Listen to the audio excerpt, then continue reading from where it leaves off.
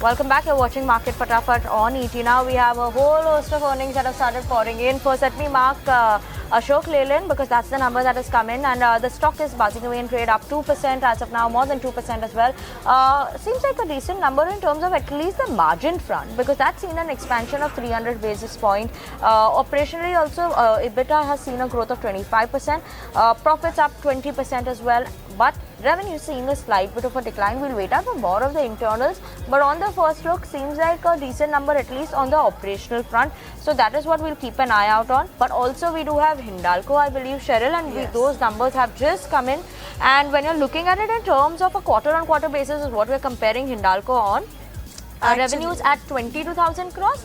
22,140 crores. It will be flashing on your screen shortly. While in terms of that's a 9% growth quarter-on-quarter basis, the margins of the company have seen a slight bit of an improvement of 30 basis points, as well as in terms of the profits of the company, a sharp jump up of 68.5% on a quarter-on-quarter basis. It's going to be interesting to see, what actually happens with the Analyst listing side that is happening. So, how does that play out for Hindalco? Something to watch out for. But the stock price has surely seen a sharp spike up. Versus the ET Now poll also, it's been much better than what ET Now was expecting in terms of the profitability of the company. Strong set of numbers that is reported by Hindalco. Let's watch out for that, Cheryl. As of now, seems like the spike up means the market surely is giving it a thumbs up. Absolutely. That's because it's a beat on all counts actually. If you look at the numbers, Vinny, the margins are like tad bit in line. Excuse me. I'm going to sneeze right now. I think you should take it okay, away. I will do that. And yes, taking at the numbers, versus the ET Now poll as well. Look at the poll that we had, right? 20,522. What they've reported is 22,140. So yes, in line with what we were expecting. Profits were clearly above what we were expecting. And on the margin front also, when you look at it, margins 10.1%. Margin what we got is 10%. So exactly in line. Profit surely better. And that's keeping the street a bit cheered up for Hindalco's numbers. Absolutely. You need to look at the realizations. That is, those numbers are also important. Also the segmental also breakup coming in. What the company is saying and the statement coming in from Hindalco is that Novelis is yet to decide IPO shares number as well as price range. So that's a crucial commentary coming in from management when you talk about the Novelis listing. Like Vinny was also mentioning, it's all eyes on what they talk about the Novelis listing. So for now, what the company is saying, the Novelis is yet to decide on IPO shares, share number as well as the price range. So that's a commentary coming in on that particular front, Vinny. Absolutely, surely we are waiting out for more details on that front. But yes, a lot of breakup, like Cheryl was saying, in terms of the segments. That is something that also we'll give you all more details on a bit later on. But as of now, stock perked up in trade after its numbers. Decent set of numbers, good set of numbers from Hindalco is what we're keeping an eye out on. But yes, two stocks that we marked on the back of earnings. But let's keep it going with the stocks that are buzzing in trade on the back of technicals as well. And on the technicals now, we are joined by Arpit Beriwal. Joining in with us. Arpit, very good afternoon. Thank you so much for joining in with us. Arpit, which is the first stock that you picked out for us is Bharti Airtel. We did have a brokerage note coming in on the telecom space from UBS. I think they maintained their rating. They are maintaining their rating. And clearly, the preference is now Vodafone Idea, but looks like Arpit is still being with the formidable leader. Absolutely. And Bharti Airtel, what's your take then? Take it away. Yeah, very good afternoon, everyone. So if you talk about Bharti Airtel, this has been a preferred pick within the IT the telecom pack. And technically, if we see the structure from past 6 months, it is forming higher highs, higher lows. On weekly structure, it has given a range breakout above fresh 1340 zones. On daily scale, it has given a pole and flag breakout, which clearly indicates that ongoing momentum can extend towards 1420, 1450, 1480 levels. So technically, if we see the structure wise, the base of the stock is shifting higher from 1200 levels to 1300, and now the new base is around 1340, 1350 levels. If you talk about the mechanical indicators also, it is trading above the short-term moving averages. Overall, the setup is quite strong and we can expect another 4 to 5% rally from current levels. So Bharti Airtel would be a preferred pick from the telecom space, and we can buy at current levels or minor dip towards 1375, 1380 levels with keeping stop loss at 1340 for an upside move towards 1440 and then positional target towards 1480 levels. Alright, so that's the take coming in on Airtel. Let's head across to Gaurav to understand why Go Digit has made it to his list today as well. Gaurav? This stock actually got listed yesterday only, and if you look at yesterday's chart, this actually performed almost, it was up almost by 10% from its listing price. But today MK has come up with a note where they have initiated with sell rating and a target price of 210 rupees for this counter. So what they believe is that this is actually just another general insurance company with intermediary driven distribution model. They also believe that the motor TP, where company has 6% of the market share, that ratio, I mean the claim ratio, is going to deteriorate from here on.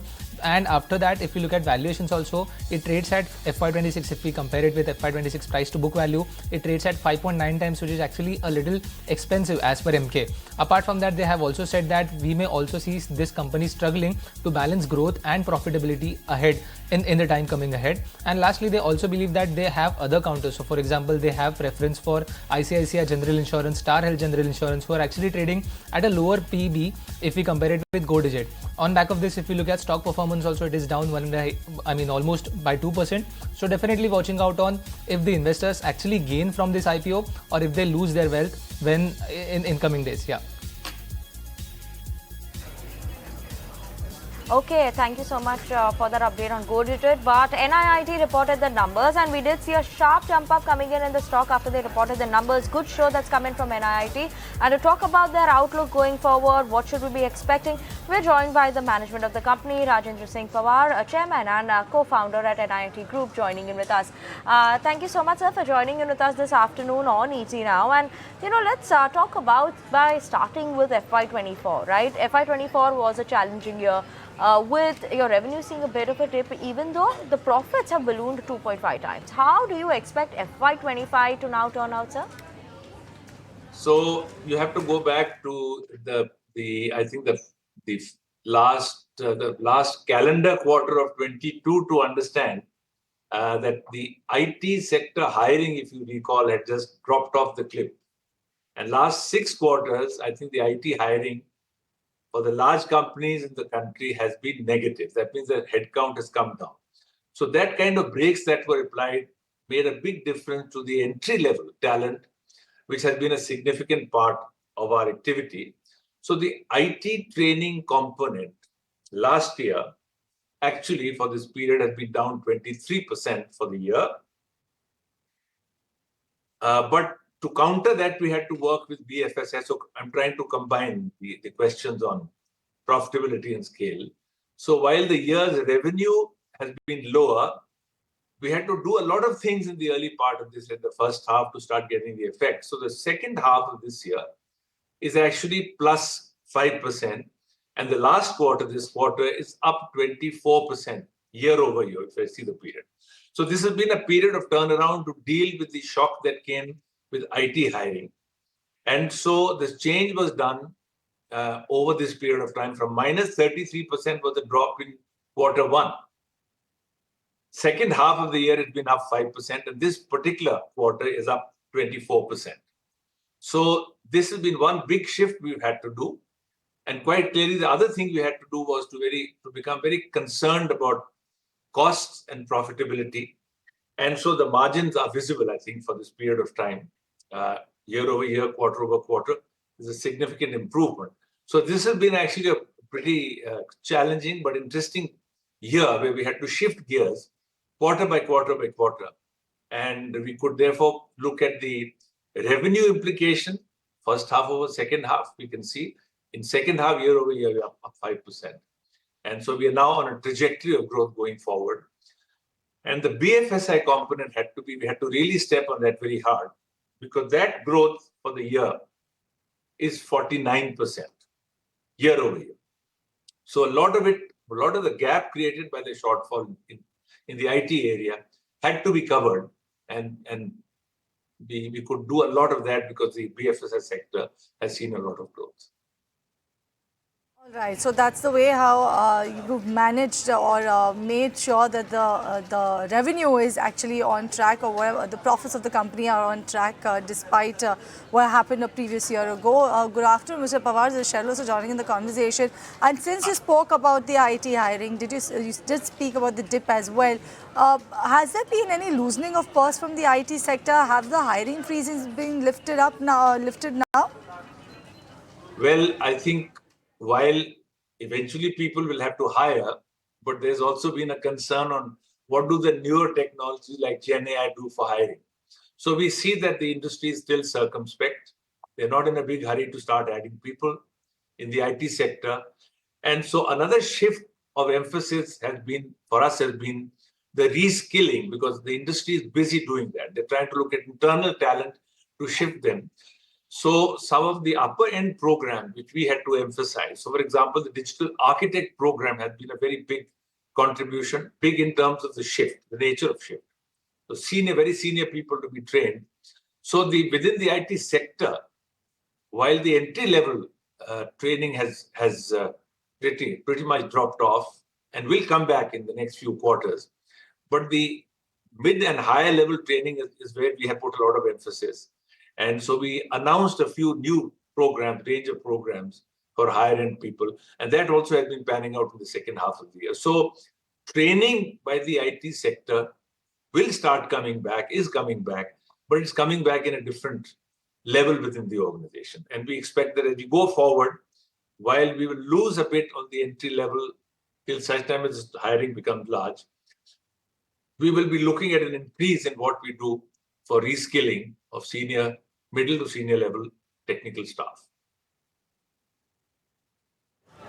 Right, and Mr. Pawar, what we also want to understand is in terms of your early career segment that's grown 16% this time in Q4. Working professional segment has also seen a very strong growth of 32%. Going forward, could we expect these growth rates to continue for these segments? Well, since we are down 15% for the year or so thereabouts, we have to 11%. We have to catch up. So it'll be coming off a smaller base. So we do expect that the growth we've shown this quarter, which is about 24%, we would expect growth year over year in every quarter to be upward of this number. So you can take that as something which we are confident with. Okay, Mr. Pawar, thank you so much for joining in with us, giving us the outlook about the company as well as in terms of the trends that we are seeing in the IT hiring side. But thank you so much for joining in with us and giving us those numbers there. That was the management of NIIT joining in with us. Let's move on, talk about the stocks that have been buzzing in trade. And the next stock that we're going to talk about, a dual stock, Aarti Industries as well as UPL. Ankita, why are both these in focus?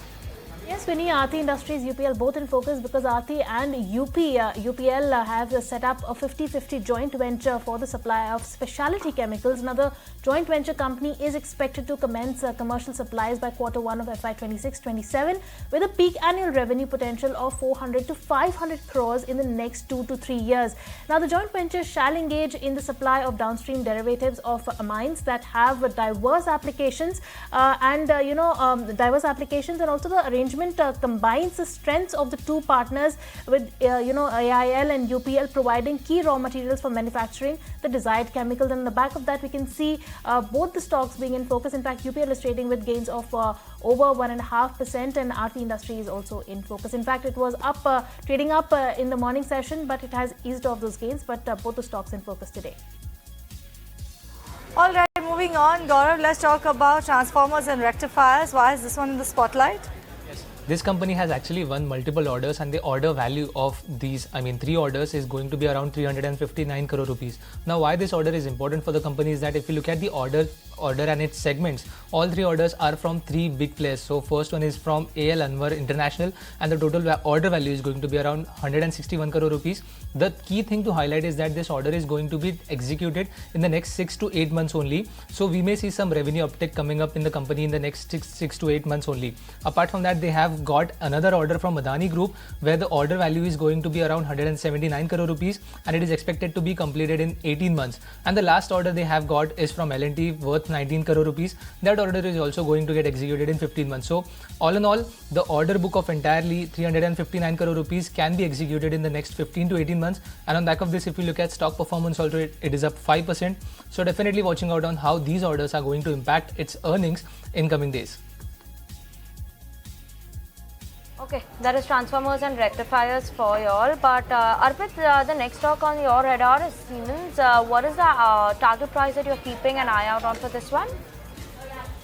Yeah, so talking about the capital space, if we see the capital sector has been the big outperformer in the last 6 to 8 months. Within that, Siemens has been a preferred pick. So if you look technically the structure wise, it is trading a lifetime high.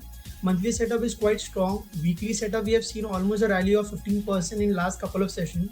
Daily scale, the base of the stock is shifting higher.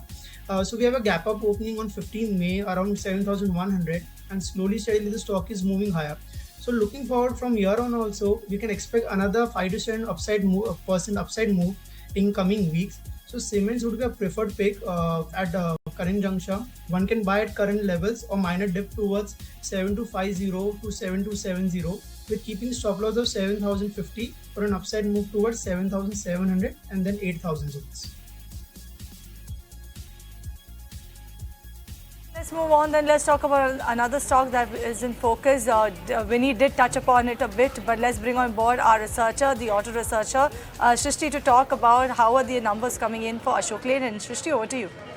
Well, yes, great set of numbers coming in from Ashok Leyland, especially operationally, because though the revenue is in line to what we were expecting at ET now, but the net profit is significantly higher to 900 crores is what the company has reported. And especially operational front, the company has done very well because that's more than 100 basis points jump than what we were expecting at ET now. 14.1% is the margins that the company has reported. And not just that, even the management commentary is on the positive side that looking at this particular year, they are hoping for a better year in FY25. They are saying that the MHCV bus segment for Ashok Leyland, the company has emerged as a market leader with a market share gain of 5.8% points, as well as the export volumes of the year has grown by 5% despite the challenging environment in the targeted market. The power and defense business is also poised for an impressive growth, and during the year the company opened 246 new outlets across the country, so they are on the network expansion spree as well. Other than that, lastly, onto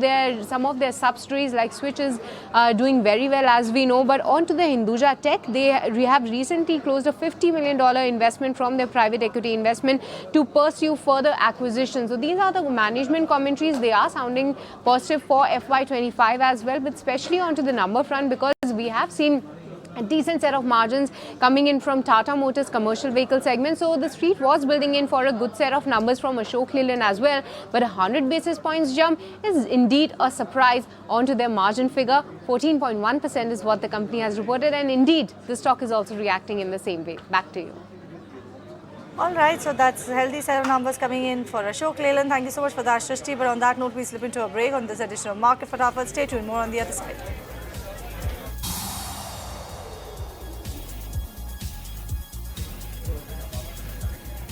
Welcome back. You're watching Market Fatafat on ET now. Me and Cheryl both are very excited to welcome you all back. But because the next talk Arpit is going to talk about is BEL. And Arpit, this one has seen a stellar move in the last 6 months itself. If you look at it, a 100% return. So what should one expect now from BEL in terms of targets?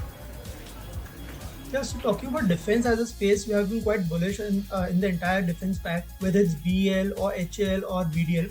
So talking about technically BEL, Bharat Electronic Structure, the monthly setup is quite strong.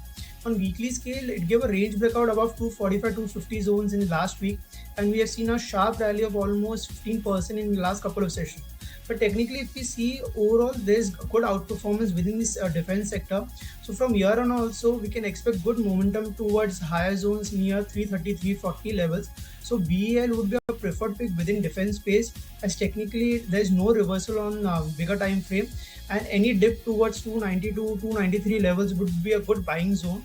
So one can go long near 292-294 levels in BEL with keeping stop loss of 283 for an upside move towards 315 and then 333 from a positional route.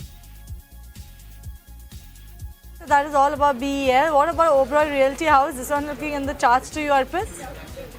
So if we see overall reality, we have seen good outperformance within selective reality pack. And if you see overall reality, so the structure on weekly scale, it has given a massive range breakout after 13-14 weeks. On daily scale, it is consolidating from past 4 sessions in between 1770 to 1830 levels. However, if we see the bigger time frame structure on monthly and weekly, the setup is quite strong. And as you've seen good outperformance in broader indices in mid cap and small cap, so the rally is likely to continue in coming sessions also. So overall reality would be a preferred pick within reality space. One can go long in between 1770 to 1719 zones with keeping stop loss of 1700 for an upside move towards 1900 and then 2000 plus levels. That was stock number 23 for today, but that was the last stock for today. So thank you so much, Arpit, as well as Ankita and Gaurav for joining in with us on the show today. But let's move on, and we do have a management that is lined up for you all. Puravankara reported the Q4 numbers, strong numbers in terms of the sales. Realization seems a slight bit of a decline, but other than that, the profits of the company actually seeing a bit of a decline. So yes, what is the outlook for the company? The stock is locked in lower circuit right now. Let's bring on board the CEO of the company. We do have Abhishek Kapoor, who's joining in with us from Puravankara Group to talk about it. Now, overall, when I'm looking at it in terms of the quarter gone by, sales, collections, they were decent. Your revenue also saw healthy growth. Yet, the company has not managed to see a good bottom line performance. Could you help us understand what has caused the slip in terms of the profitability, and when do we start seeing that coming back to in terms of the profits? Is it expected in the next quarter? Sales number collections have been fantastic. Our revenue booking based on possessions has been fantastic. Last quarter, we handed over 1,188 units. But having said that, what happens is that as per the accounting standard, when you sell more, you take more marketing cost. When you are in a growth and expansion mode, you incur more G&A. But those costs have to be booked today. And that is basically creating a lot of future potential and future profits and future business, right? And so you need to look at in that context. And in that context, if you look at, then I think the margins at the gross margin level has been fantastic. EBITDA numbers are suffering largely on account of these expenses. So I think otherwise, business has been fantastic. We're very excited. All of these profits, which we are today looking at, coming in, which is in the future sales, which we are doing today, are eventually going to come to the books, and the books will start looking very different as we go forward. But somebody who understands that nuance would understand that, the business is doing fantastic, and this is just a reflection of growth more than anything else. Your sales have actually been good. You've seen a solid uptick of about 93% on a year-on-year basis. Could you actually give us a rough idea as to what we can expect this figure to look like in the current fiscal year, that's FY25? We don't give future guidance, but let me share with you what we can share with you. So last year, we opened about 10 million square foot for sale. This year, in the current pipeline itself, we have announced we'll open about 14 million square foot from the existing portfolio. But I must add to that the fact that we have got about 300 crores of land advances, which we have already put out there for new acquisition, because really the focus is to replace the inventory and plan for the future growth.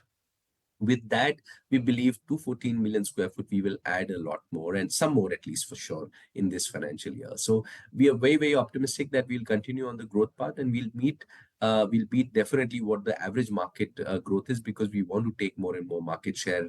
And therefore, you will see definitely higher than market growth rate as far as Puravankara is concerned. Okay, Abhishek, if you could give us a sense in terms of what kind of an absorption are you looking at in your key markets of Bangalore, Chennai, Kochi, and do you believe the real estate sector is due for a slight bit of a slowdown in terms of absorption, or will this trend continue into FY25? Because surely we have witnessed a slight bit of a decline in terms of your realization in Q4. I think it's more to do with the supply and the mix of inventory that is getting sold. In fact, if you look at, and I'll take up all three examples. If you look at Bangalore, we are sitting with inventory which is very, very low. You're sitting with the 8-month inventory. If we don't do any launches, we'll be sold out as real estate sector in Bangalore in 8 months. And therefore, it's just a matter of supply, and average realization may be more on account of the mix of inventory that has gotten sold. As far as Chennai is concerned, let me give you a data point. Last year, Chennai has leased out about 9 million square foot. I mean, imagine that for Chennai, right? Which means that there's going to be huge future demand as far as residential is concerned. For every 100 square foot, you need about 800 square foot of, residential. And if you look at the demand versus supply in Chennai, the Chennai commercial supply is running short now.